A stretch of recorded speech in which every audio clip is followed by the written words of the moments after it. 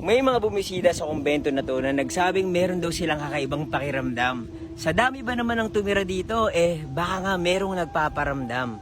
Story time! Pupuntahan ko yung sinasabing pinakamatandang kumbento sa Asia. Ito ang Lasi Convent sa Siquijor.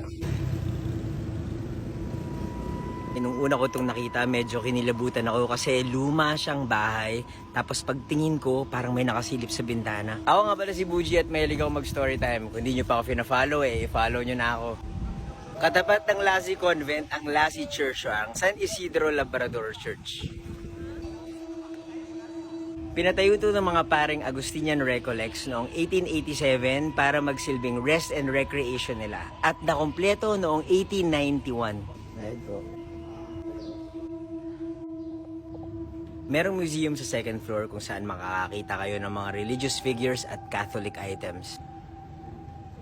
Dahil sa healing power ng Siquijor, naging pahingahan ng mga paring may sakit ang kumbentong to. Kung dito pumupunta yung mga paring may sakit, malamang madaming gumaling. Pero meron din sigurong binawian ng buhay sa kumbentong to.